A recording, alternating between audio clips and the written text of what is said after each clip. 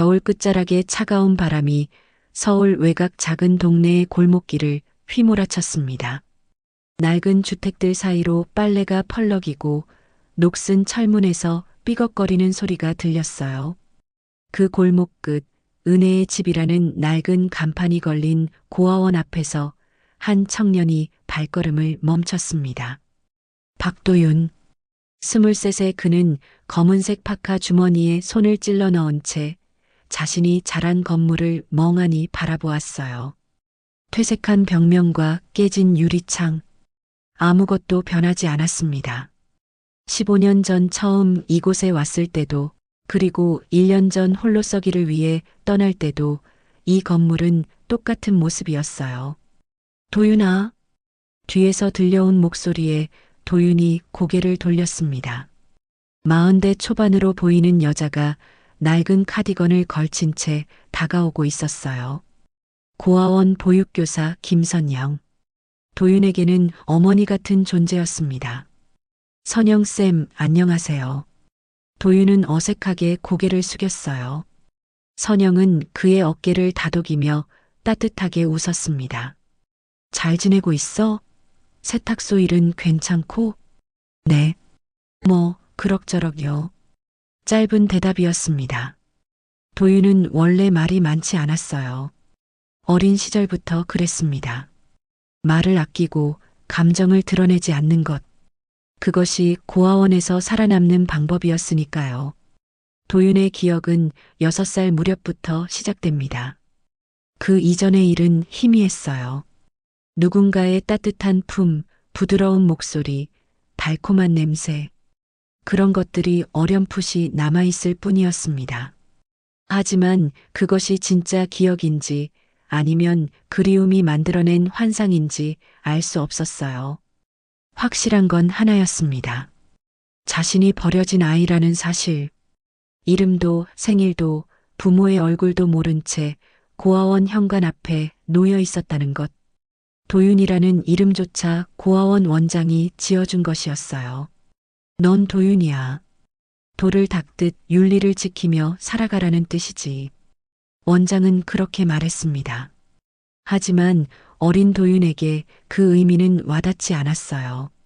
그저 자신을 부를 이름이 생긴 것만으로도 다행이었습니다. 고아원에서의 생활은 단조로웠습니다. 비좁은 방을 5명의 아이들과 나눠 쓰고 낡은 옷을 돌려 입고 밤마다 천장에 곰팡이 얼룩을 새며 잠들었어요. 외로움은 늘 도윤의 곁에 있었습니다. 다른 아이들이 면회 온 친척을 만날 때, 명절에 누군가의 손을 잡고 나갈 때 도윤은 혼자 방 한구석에 앉아 있었어요. 너도 언젠가 좋은 가족을 만날 거야. 선영은 자주 그렇게 위로했습니다. 하지만 시간이 흐를수록 도윤은 알게 되었어요. 자신 같은 아이를 원하는 사람은 없다는 것을. 너무 조용하고 너무 무표정하고 너무 평범한 아이를 말이에요. 중학생이 되면서 도윤은 스스로 살아가는 법을 배웠습니다. 고아원 근처 편의점에서 아르바이트를 시작했고 주말에는 전단지를 돌렸어요. 돈을 모으기 시작했습니다. 언젠가 이곳을 떠날 날을 위해서요. 도윤아, 들어와서 차라도 한잔 하고 가. 선영의 목소리가 도윤을 현실로 끌어당겼습니다. 그는 고개를 저었어요. 괜찮아요. 세탁소 가봐야 해서요. 그래. 그럼 다음엔 꼭 들러. 내가 보고 싶어 하는 애들도 있어. 도윤은 작게 고개를 끄덕였습니다. 그리고 천천히 발걸음을 옮겼어요. 골목길을 지나 큰 도로로 나왔습니다. 버스 정류장에서 410번 버스를 기다리는 동안 도윤은 하늘을 올려다보았어요. 회색빛 구름이 낮게 깔려 있었습니다. 세탁소는 역 근처에 있었습니다. 깨끗이 세탁소라는 간판 아래 좁은 가게 안에는 다림질 기계와 세탁물이 가득했어요. 사장 김태수는 50대 중반의 과묵한 남자였습니다. 도윤이 들어서자 그는 고개만 살짝 끄덕였어요. 왔어. 오늘 물량 많아. 저기 쌓인 거 다 다림질해야 해. 도윤은 곧바로 작업대 앞에 섰습니다. 하얀 셔츠를 펼치고 뜨거운 다리미를 천천히 움직였어요. 김이 피어오르고 주름이 펴지고 옷감이 반듯해졌습니다. 기계적인 반복. 도윤의 일상은 이런 것이었어요. 저녁 6시가 되자 가게 문을 닫았습니다. 태수는 봉투 하나를 도윤에게 건넸어요. 오늘 수고했어. 내일도 나올 수 있지? 네, 사장님. 봉투 안에는 5만 원권 2장이 들어 있었습니다. 하루 품삯. 도윤은 그것을 조심스럽게 주머니에 넣었어요. 집으로 돌아가는 길, 도윤은 편의점에 들렀습니다. 삼각김밥 하나와 우유 한 팩을 샀어요. 그리고 좁은 원룸으로 향했습니다. 엘리베이터가 없는 4층 건물의 옥탑방. 보증금 200에 월세 30만 원. 도윤이 홀로 서기를 시작하며 얻은 첫 번째 공간이었습니다. 방문을 열자 냉기가 확 밀려왔어요. 보일러를 틀지 않았기 때문이었습니다. 도윤은 외투를 벗지 않은 채 바닥에 앉았어요. 삼각김밥을 뜯고 우유를 마시고 창밖을 바라보았습니다. 어둠이 내려앉고 있었습니다. 멀리 서울 시내의 불빛이 반짝였어요.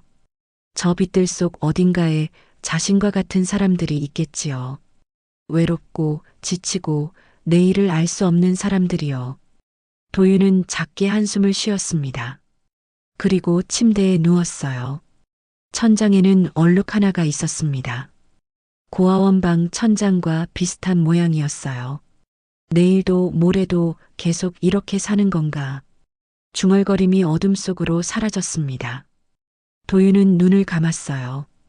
그리고 잠이 들었습니다. 하지만 도윤은 몰랐습니다. 자신의 평범한 삶이 곧 뒤흔들릴 거라는 것을요. 잊고 있던 과거가 돌아오고 알지 못했던 진실이 드러나고 예상하지 못한 운명이 기다리고 있다는 것을. 그 모든 것이 시작될 날이 이제 며칠 남지 않았다는 사실을요. 어둠 속에서 도윤은 조용히 숨을 쉬었습니다. 그의 심장은 규칙적으로 뛰고 있었어요. 아직 아무것도 모른 채로. 편지가 도착한 건 평범한 목요일 아침이었습니다. 도윤은 세탁소로 출근하기 전 우편함을 열었어요. 광고 전단지 몇 장 사이에 고급스러운 크림색 봉투가 하나 끼어 있었습니다. 발신인 표시가 없었어요. 받는 사람 주소만 정확히 적혀 있었습니다.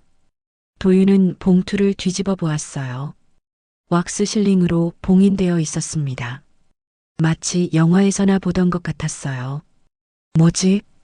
중얼거리며 도윤은 봉투를 뜯었습니다. 안에는 2장의 종이가 들어 있었어요. 하나는 편지지였고 다른 하나는 무언가의 안내문처럼 보였습니다. 편지지를 펼쳤습니다. 단정한 글씨체로 적힌 문장들이 눈에 들어왔어요.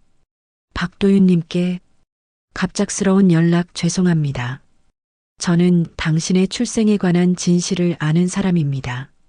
이 말을 믿기 어렵겠지만 당신은 이나라그룹 회장 이정환의 숨겨진 아들입니다. 동봉한 서류는 DNA 검사 안내문입니다. 진실을 확인하고 싶으시다면 지정된 병원을 방문해 주십시오. 모든 비용은 처리되어 있습니다. 당신이 알아야 할 진실입니다. 서명은 없었습니다. 도윤은 편지를 다시 읽었어요. 1번, 2번, 3번. 하지만 내용은 변하지 않았습니다. 이나라그룹 회장? 어이없는 웃음이 나왔습니다. 도윤은 편지를 구겨 쓰레기통에 던졌어요. 장난이 분명했습니다. 누군가의 악의적인 장난. 아니면 잘못 배달된 편지일 수도 있었어요. 하지만 쓰레기통을 지나칠 때마다 시선이 그쪽으로 향했습니다. 출근길 내내 그 편지가 머릿속에서 떠나지 않았어요. 세탁소에서의 하루는 평소와 같았습니다. 다림질하고 세탁물 분류하고 손님 응대하고. 하지만 도윤의 머릿속은 복잡했어요. 이나라그룹 한국에서 손꼽히는 대기업이었습니다. 건설부터 유통, 금융까지 사업을 펼치는 거대한 재벌 그룹. 뉴스에서 자주 나오는 이름이었어요. 도윤아. 태수의 목소리에 도윤이 고개를 들었습니다. 사장은 걱정스러운 표정으로 그를 바라보고 있었어요. 오늘 좀 이상한데? 무슨 일 있어? 아니요. 아무것도 아니에요. 그래. 컨디션 안 좋으면 일찍 들어가도 돼. 괜찮습니다. 도윤은 다시 다리미를 집었습니다. 하지만 손이 떨렸어요. 뜨거운 다리미가 셔츠에 너무 오래 닿아 자국이 생겼습니다. 아, 태수가 한숨을 쉬었습니다. 도윤아, 오늘은 그만 들어가. 내일 정신 차리고 나와. 죄송합니다. 도윤은 고개를 숙였어요. 그리고 가게를 나섰습니다. 집으로 돌아가는 길, 도윤은 편의점에 들렀습니다. 캔 커피를 하나 사서 벤치에 앉았어요. 하늘은 여전히 회색빛이었습니다. 회장의 아들. 말도 안 되는 소리였습니다. 도윤은 고아원 앞에 버려진 아이였어요. 부모의 얼굴도 이름도 모르는 존재. 어떻게 재벌가의 아들일 수 있겠어요. 하지만 편지는 너무 구체적이었습니다. 이름을 명확히 적었고 DNA 검사까지 제안했어요. 장난치기엔 너무 정교했습니다. 만약에, 도윤은 중얼거렸어요. 만약에 진짜라면? 상상이 시작되었습니다. 자신이 정말 재벌가의 아들이라면, 버려진 게 아니라 어떤 이유로 숨겨진 것이라면, 그렇다면 왜 자신을 고아원에 두었을까요? 분노가 올라왔습니다. 그리고 혼란, 정체성이 흔들렸어요. 23 동안 박도윤으로 살아온 자신이 누군가의 아들이라는 가능성. 그것은 받아들이기 어려운 진실이었습니다. 집에 도착한 도윤은 쓰레기통에서 편지를 꺼냈어요. 구겨진 종이를 펴고 다시 읽었습니다. 그리고 DNA 검사 안내문을 살포렀어요. 서울 메디컬 센터 12층 유전자 검사실. 예약번호 MD-2025-847. 예약 일시 2025년 3월 1일 오전 10시. 내일이었습니다. 예약까지 되어 있었어요. 도윤은 핸드폰을 꺼냈습니다. 검색창에 이나라그룹 이정환을 입력했어요. 수많은 기사가 쏟아졌습니다. 이나라그룹 이정환 회장, 올해의 경영인 선정. 이정환 회장 장남 이준혁, 경영 수업 본격 시작. 이나라그룹 일가, 사회 환원 기부 10억 전달. 사진들이 나왔습니다.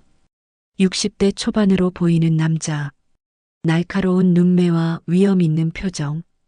그 옆에 서 있는 젊은 남자가 아들 이준혁이었어요.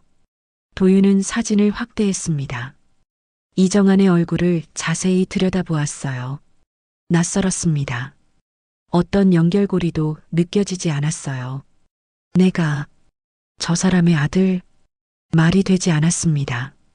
하지만 부정할 수도 없었어요. 왜냐하면 도윤은 자신의 부모가 누구인지 몰랐으니까요. 밤이 깊어졌습니다. 도윤은 침대에 누웠지만 잠이 오지 않았어요. 천장의 얼룩을 바라보며 생각했습니다. 가야 하나? 병원에. 호기심이 있었습니다. 진실을 알고 싶은 마음.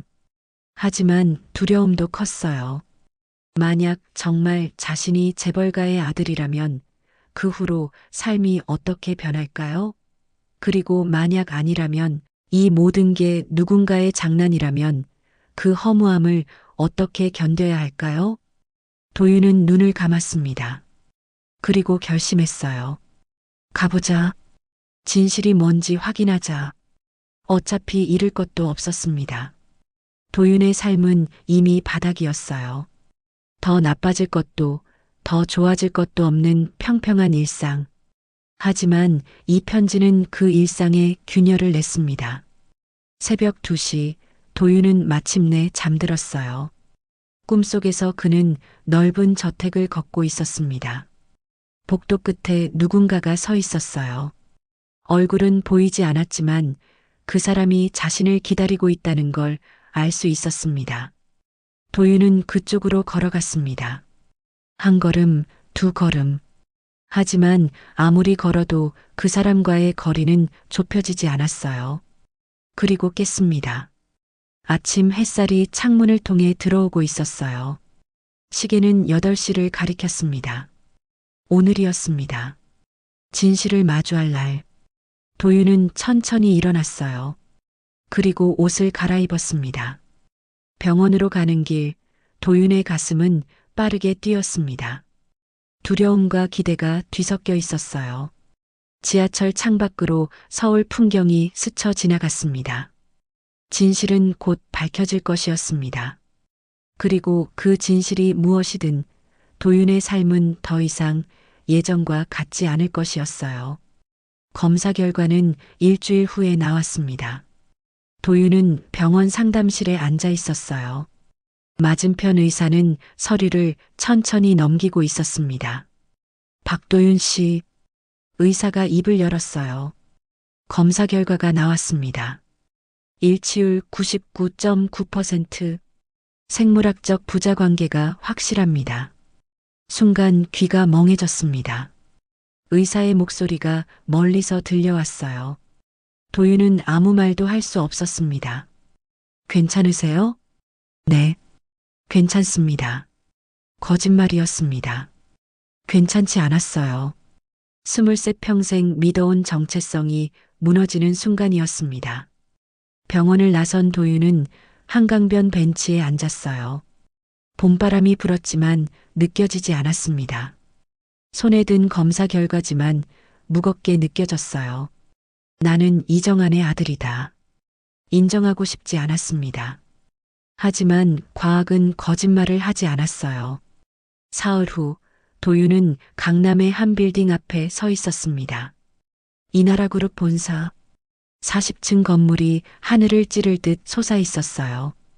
편지 발신인으로부터 연락이 왔었습니다. 회장이 만나고 싶어 한다고. 약속 시간은 오후 2시였어요. 로비에 들어서자 대리석 바닥이 빛났습니다. 천장의 샹들리에가 화려했어요. 안내 데스크 직원은 단정한 미소를 지었습니다. 박도윤 씨 맞으십니까? 40층으로 안내해 드리겠습니다. 엘리베이터가 빠르게 올라갔습니다. 도윤의 심장도 빠르게 뛰었어요. 40층에 도착하자 비서가 기다리고 있었습니다. 이쪽으로 오세요. 복도를 걸었습니다. 발소리가 울렸어요. 그리고 큰 문 앞에 섰습니다. 비서가 노크했어요. 회장님, 손님 오셨습니다. 들어오게. 낮고 무게 있는 목소리였습니다. 문이 열렸어요. 넓은 사무실이었습니다. 창밖으로 서울 시내가 한눈에 보였어요. 책상 뒤에 남자가 앉아 있었습니다. 사진에서 본 얼굴. 이정환이었어요. 앉게. 도윤은 천천히 소파에 앉았습니다. 이정환도 책상에서 나와 맞은편에 앉았어요. 한동안 침묵이 흘렀습니다. 도윤이라고 했나? 네.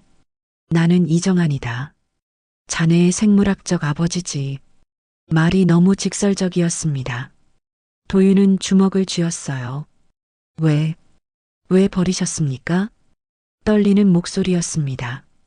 이정환은 긴 한숨을 쉬었어요. 버린 게 아니야. 숨겨야 했어. 무슨 차이가 있습니까? 많은 차이가 있지. 이정환은 창밖을 바라보았습니다. 자네 어머니는 내가 젊었을 때 사랑했던 사람이야. 하지만 나는 이미 약혼한 상태였어. 집안끼리 정한 혼사였지. 어머니가 자네를 임신했을 때 나는 선택해야 했네. 가문을 택하거나 사랑을 택하거나. 그래서 저를 버리신 거군요. 어머니가 교통사고로 돌아가셨어. 자네가 4살 때였지. 그때 내가 자네를 데려올 수도 있었어.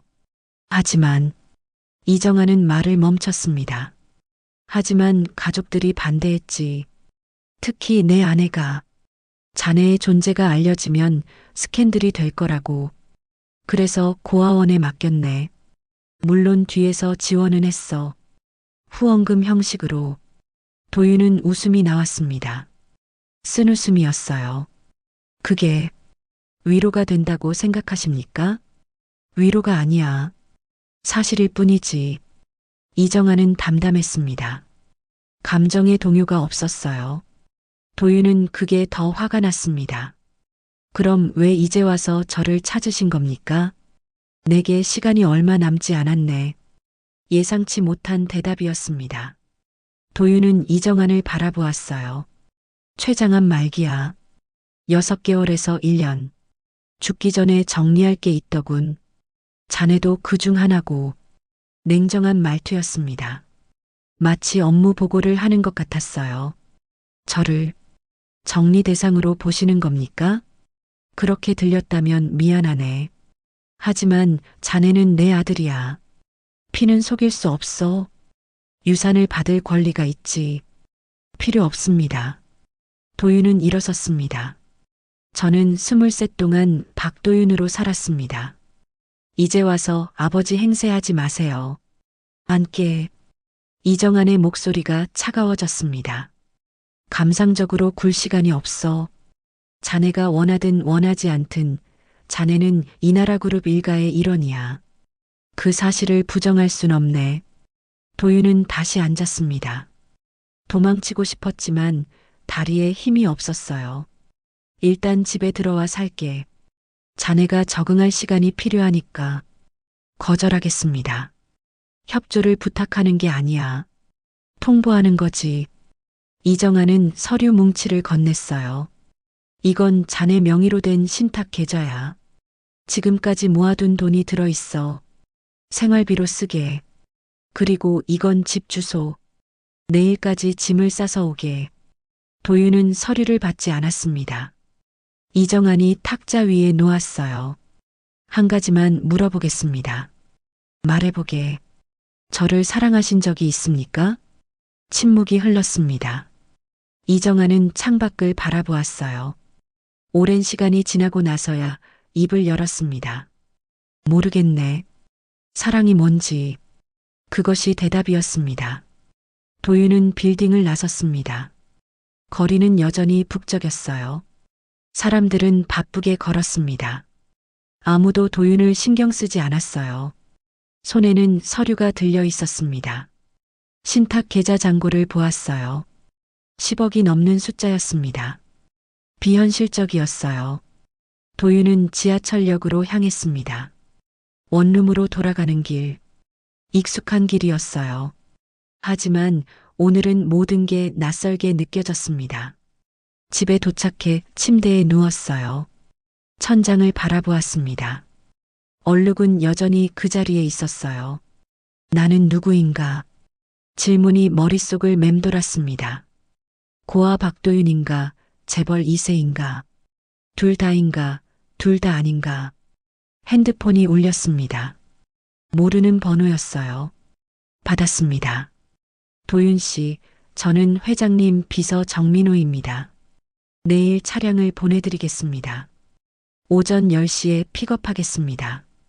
저는 거부권은 없습니다. 회장님 지시사항입니다.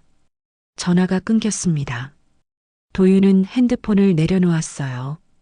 그리고 창밖을 바라보았습니다. 어둠이 내려오고 있었어요. 선택의 여지가 없었습니다. 이미 모든 게 정해져 있었어요. 도윤의 의지와 상관없이 세상은 그를 밀어붙이고 있었습니다. 하지만 포기할 순 없었어요. 23 동안 혼자 살아온 삶. 그 시간들이 무의미해지는 건 참을 수 없었습니다. 내 방식대로 살겠어. 도윤은 작은 결심을 했습니다. 재벌가에 들어가더라도 자신을 잃지 않겠다고, 박도윤으로 남겠다고. 밤은 깊어갔습니다. 도윤은 짐을 쌌어요. 많지 않았습니다. 옷가지 몇 벌, 책 몇 권. 그게 전부였어요. 새로운 삶이 기다리고 있었습니다. 화려하지만 차갑고 풍요롭지만 외로운 세계. 도윤은 그곳으로 가야 했어요. 하지만 두렵지 않았습니다. 이미 바닥을 경험한 사람에게 더 이상 무서울 게 없었으니까요. 내일은 새로운 시작이었습니다. 그리고 도윤은 준비되어 있었어요. 차량이 도착한 건 정확히 오전 10시였습니다. 검은색 세단. 운전사는 정중하게 인사했어요. 박도윤 씨 모시러 왔습니다. 도윤은 작은 가방을 들고 차에 올랐습니다. 창밖으로 원룸이 멀어졌어요. 지난 1년을 함께한 공간이었습니다. 차는 강남으로 향했습니다. 고급 주택가였어요. 담장이 높고 정원이 넓은 집들이 늘어서 있었습니다. 차가 한 저택 앞에 멈췄어요. 도착했습니다. 대문이 열렸습니다. 넓은 마당이 보였어요. 분수가 있고 잘 다듬어진 나무들이 있었습니다. 현관 앞에 사람들이 서 있었어요. 집사로 보이는 남자가 앞으로 나왔습니다. 어서 오십시오. 저는 집사 박준입니다. 안녕하세요. 도윤은 어색하게 고개를 숙였어요. 짐은 제가 들겠습니다. 방으로 안내해 드리겠습니다. 2층 끝방이었습니다. 넓었어요. 원룸의 3배는 되어 보였습니다. 킹사이즈 침대, 넓은 책상, 붙박이장. 창밖으로 정원이 보였어요. 불편하신 점 있으시면 말씀하십시오. 집사가 나갔습니다. 도윤은 혼자 남았어요. 방 안을 천천히 둘러보았습니다. 모든 게 새 것이었어요.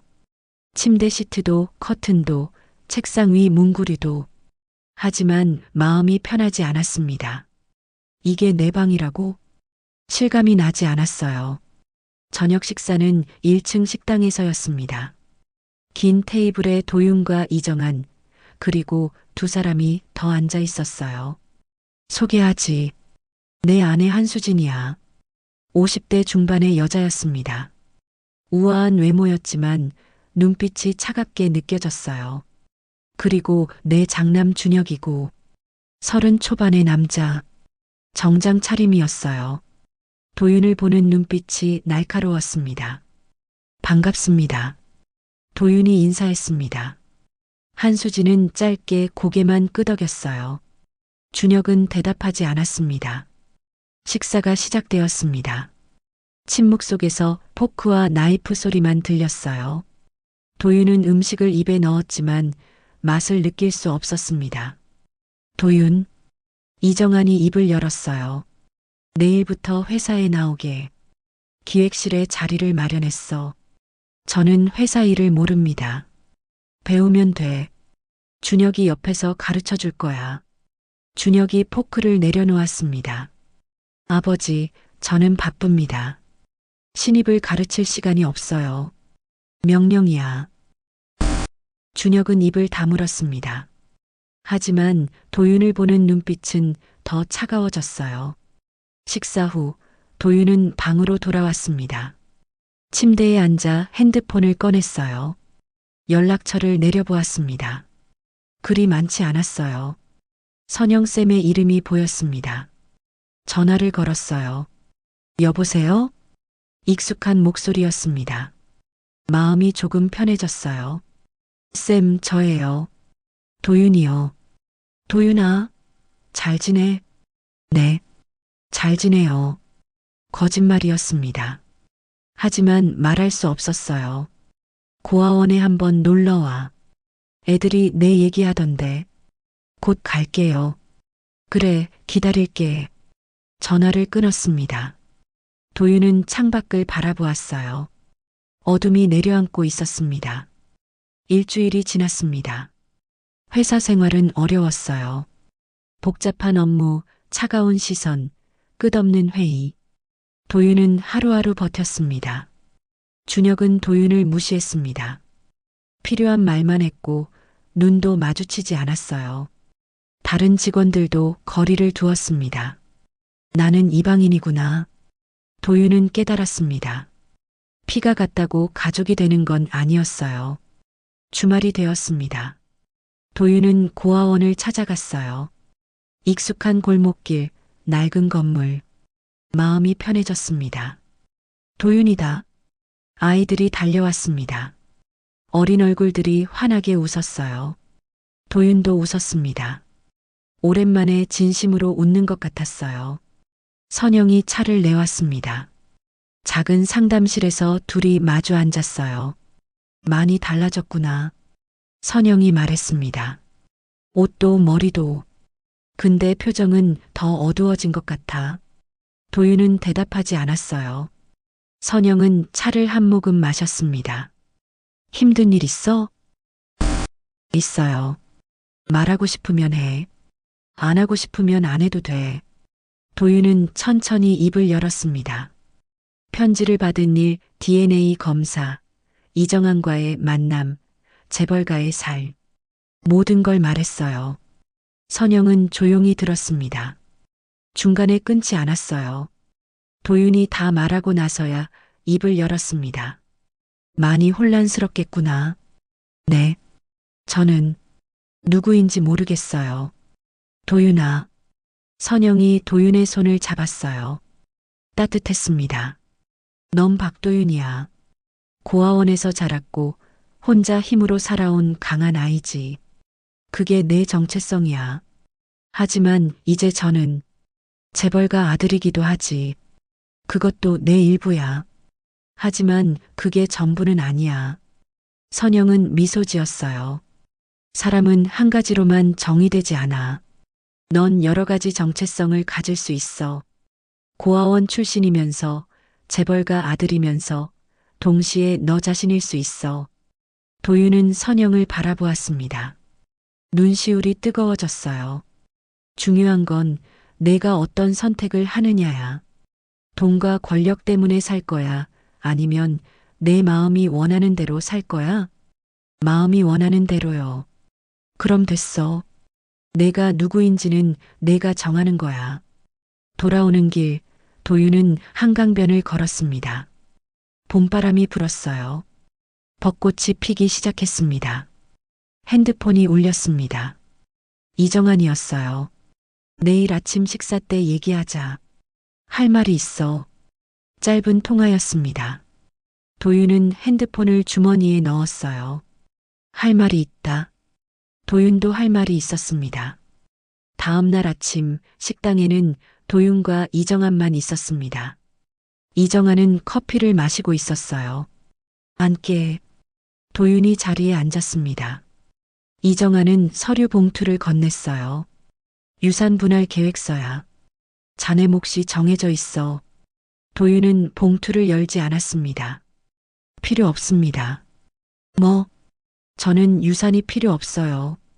이정환의 표정이 굳었습니다. 무슨 소리야?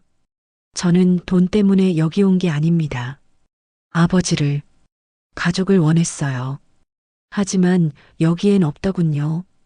도윤, 전 떠나겠습니다. 제 삶을 살겠습니다. 도윤은 일어섰어요. 이정환도 일어났습니다. 자네가 뭘 포기하는지 알아? 압니다. 하지만 제 마음이 더 중요해요. 이정환은 한동안 도윤을 바라보았습니다. 그리고 작게 웃었어요. 참 이상한 놈이구나. 돈을 거부하다니. 저는 박도윤입니다. 이정환의 아들이기 전에요. 그래. 내 선택을 존중하지. 도윤은 고개를 숙였습니다. 그리고 방으로 올라가 짐을 챙겼어요. 많지 않았습니다. 집을 나서는 도윤을 집사가 배웅했어요. 행운을 빕니다. 감사합니다. 대문을 나섰습니다. 버스 정류장으로 걸어갔어요. 하늘은 맑았습니다. 도윤은 미소 지었습니다. 처음으로 자유로운 기분이 들었어요. 유산보다 소중한 것을 찾았습니다. 자기 자신을요. 세탁소 문을 열자 익숙한 비누 냄새가 났습니다. 도윤은 깊이 숨을 들이마셨어요. 집에 돌아온 기분이었습니다. 태수가 다리미를 들고 도윤을 바라보았습니다. 놀란 표정이었어요. 도윤이? 갑자기 왜? 사장님, 다시 일하고 싶어요. 도윤은 고개를 숙였습니다. 태수는 잠시 멍하니 서 있었어요. 그러다 웃었습니다. 그래. 마침 사람이 필요했어. 내일부터 나와. 감사합니다. 뭘? 내가 잘하는 거 아는데. 태수는 다시 다리미질을 시작했어요. 도윤은 작업대 앞에 섰습니다. 손에 익은 자리였어요. 다음 날부터 도윤은 다시 세탁소에서 일했습니다. 아침 9시에 출근해서 저녁 6시에 퇴근했어요. 규칙적인 일상이었습니다. 다리미질을 하고 세탁물을 정리하고 손님을 맞이했어요. 단순한 일이었지만 마음이 편했습니다. 도윤 씨, 이번에도 잘 부탁드려요. 단골 할머니가 세탁물 보따리를 건넸어요. 도윤은 받으며 미소 지었습니다. 네, 할머니. 깨끗하게 해드릴게요. 역시 내가 있으니까 좋아. 다른 데는 영 믿음이 안 가더라고. 작은 대화였습니다. 하지만 도윤에게는 의미 있었어요. 누군가에게 필요한 사람이라는 느낌. 그것이 좋았습니다. 점심시간 태수가 김밥을 사왔어요. 둘이 작은 테이블에 앉아 먹었습니다. 도윤아. 태수가 입을 열었어요. 물어봐도 돼? 갑자기 왜 그만뒀었어? 도윤은 잠시 망설였습니다. 그리고 천천히 말했어요. 가족을 찾았었어요. 그래. 근데 제가 원하던 가족은 아니었어요. 태수는 고개를 끄덕였습니다. 더 묻지 않았어요. 그저 김밥을 한 입 베어 물었습니다. 뭐, 가족이라는 게 꼭 피로만 맺어지는 건 아니지. 네. 나도 혼자 살거든. 부모님 일찍 돌아가셨고, 형제도 없어. 근데 외롭지 않아. 태수는 가게를 둘러보았어요. 여기 단골 손님들이 가족 같거든. 너도 그렇고. 도윤은 태수를 바라보았습니다. 말없이 고개를 숙였어요. 감사의 표시였습니다. 일주일이 지났습니다. 도윤은 예전 원룸으로 돌아갔어요. 집주인은 흔쾌히 다시 받아주었습니다. 잘 됐네. 다른 사람 들어올 뻔했어. 감사합니다. 뭘? 내가 조용하고 깔끔해서 좋거든. 좁은 방이었습니다. 하지만 편했어요. 도윤은 짐을 풀었습니다. 많지 않았어요. 저녁이 되자 선영에게 전화를 걸었습니다. 쌤, 저예요. 도윤아, 어떻게 지내? 세탁소로 돌아왔어요. 그래, 결정했구나. 네. 제 자리는 여기인 것 같아요. 선영은 따뜻하게 웃었습니다. 전화 너머로도 느껴졌어요. 잘했어. 넌 항상 현명한 선택을 하더라. 쌤, 주말에 고아원 가도 될까요? 아이들이랑 시간 보내고 싶어요. 언제든지 와. 애들이 좋아할 거야. 토요일 오후 도윤은 고아원을 찾아갔습니다. 손에는 과자 봉지가 들려 있었어요. 도윤 형? 아이들이 달려왔습니다. 도윤은 쪼그려 앉아 아이들을 안았어요. 따뜻했습니다. 형, 어디 갔었어? 잠깐 여행 다녀왔어. 재밌었어? 응. 근데 여기가 더 좋더라. 아이들과 놀았습니다. 술래잡기도 하고 그림도 그렸어요. 웃음소리가 가득했습니다. 저녁 무렵 선영과 마당 벤치에 앉았습니다. 노을이 지고 있었어요. 행복해 보여.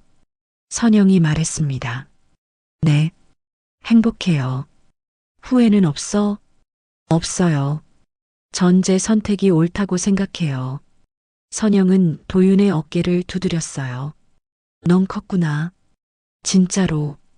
도윤은 미소 지었습니다. 한 달이 지났습니다. 봄이 깊어졌어요. 벚꽃이 피고 날씨가 따뜻해졌습니다.